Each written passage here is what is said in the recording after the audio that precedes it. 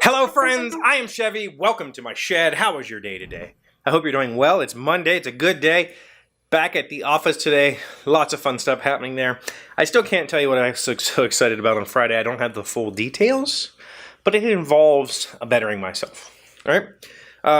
So we'll just leave it at that. What I really wanted to talk to you about today is not necessarily this game, but a story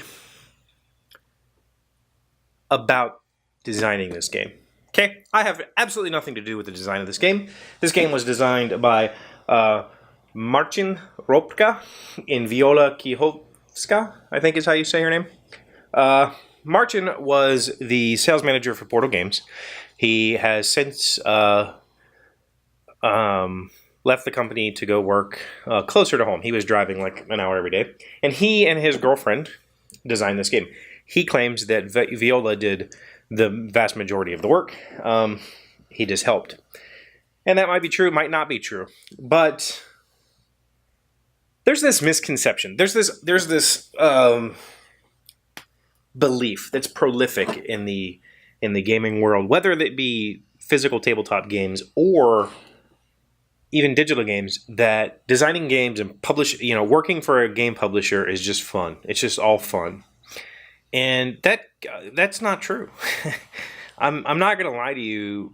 It's amazing. It is publishing games is fantastic, right? Like you get to create entertainment, and there's something inherently awesome about that makes it fun.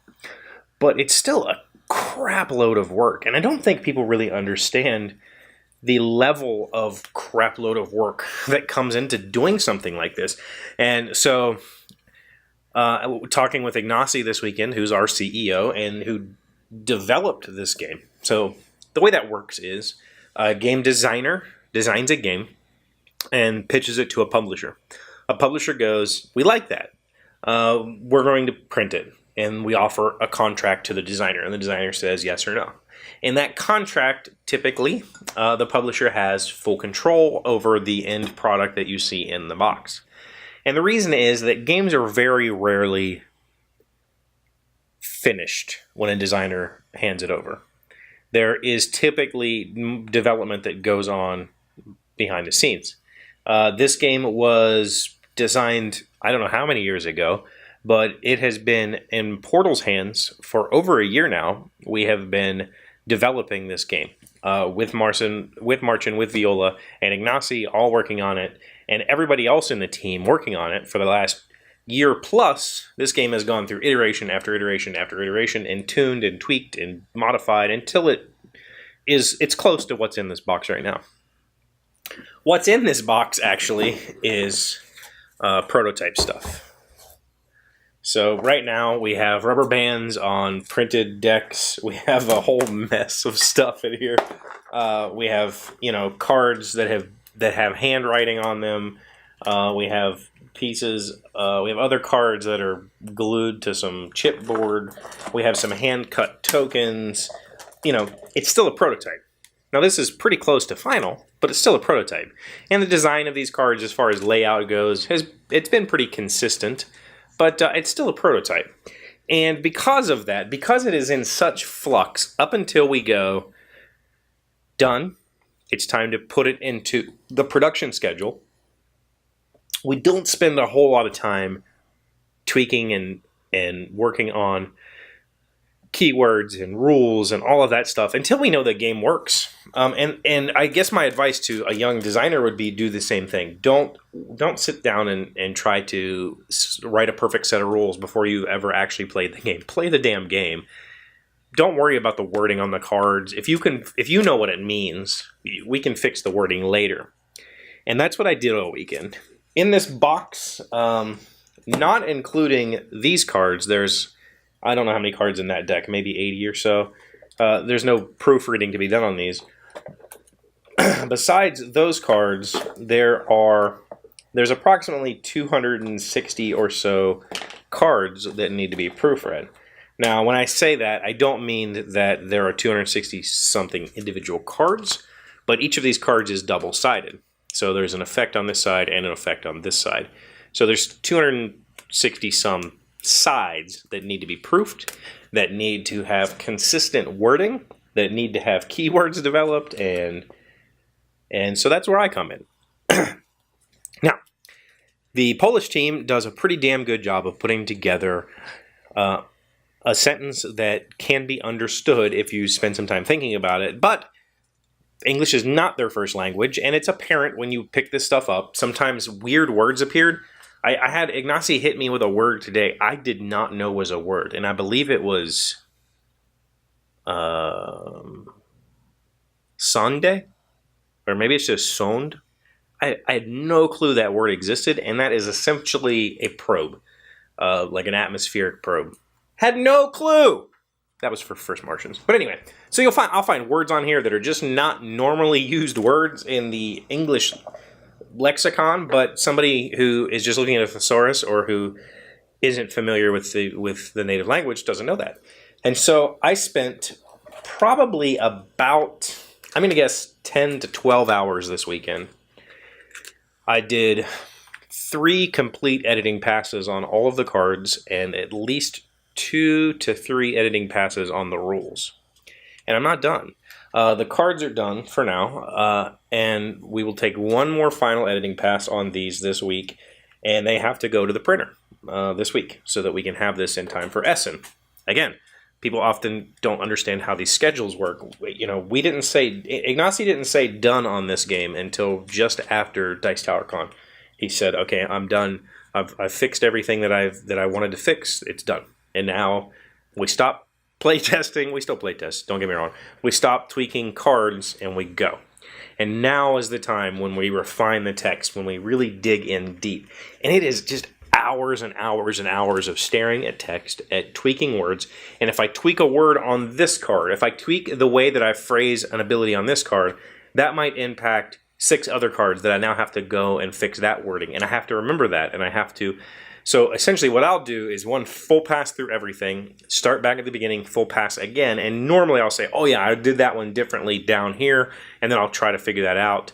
Or I'll take notes, okay, on card 200 and something, I did this, so on card 16, I need to do that. It's hours of work. It's talking to Ignacy to figure out exactly how to word a card so that it's completely unambiguous, exactly what keywords we want to use.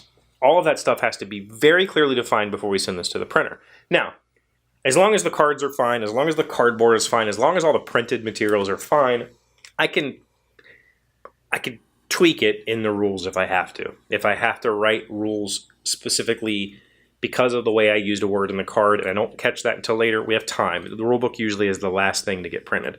So I have a chance. But it is a crap load of work that I don't think people really understand. And I tell you what, I've taken 4, I did another editing pass today, 4 complete editing passes on these cards. The whole team has taken editing passes. We have a whole slew of helpers who read through these cards to find errors. And I guarantee you it will not be error-free when it goes to print. It just won't. I would love to say that this thing will go to print and all of these cards will be super clearly worded, that there'll be no spelling mistakes or whatever. I would be lying to you if I said that. It will happen, and we know it, and it's just part of the process. I hope that I've done a really good job of fixing it. My best. That's all I can give it. But it is a crap ton of work, and I still have a lot of work to do on the rules. In fact, because of the way I rewrote some of these cards, I was just shopping at Walmart.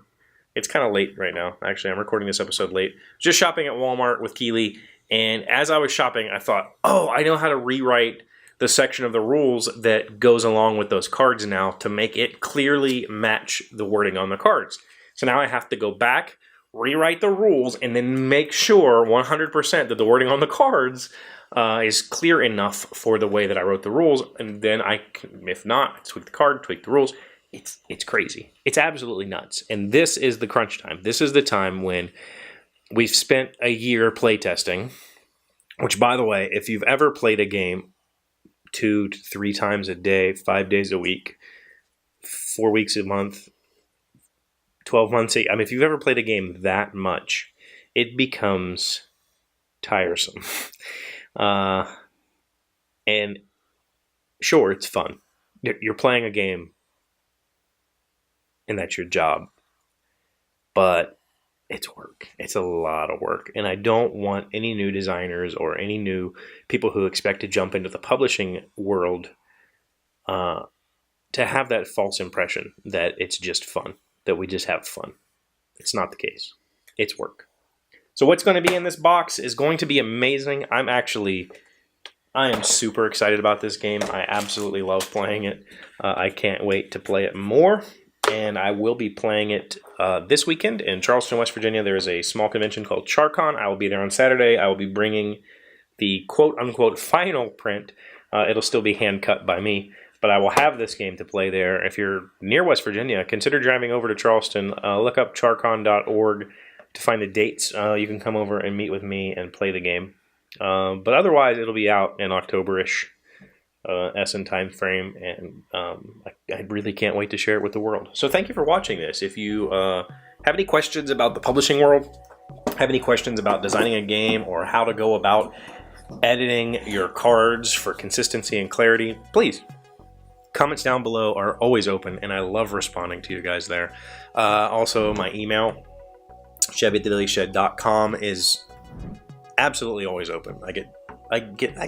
You guys email me quite a bit, and I love it. Like, every time I hear that notification, I'm like, yes, let's see what they got to say today. So love carrying on those conversations with you in the email. Keep that up. Keep coming back. If you haven't hit the subscribe button yet, please consider it. You get to come back and... yeah, thank you. I'll see you tomorrow. Hey, Doc, wait! I want to ask you something. Today's random fact comes from atmo.tamu.edu. Somebody tell me what college that is. What causes hail to form? Another one of those questions I've always wondered. Hail is caused when the raindrops are lifted up into the atmosphere during a thunderstorm and then supercooled by the temperatures below freezing, turning them into ice balls, says Dr. Dick Orville of Texas A&M. Hey, it's Texas A&M. The faster the updraft of the balls of ice, the bigger they can grow. So it rains upwards. I gotta see that from a plane.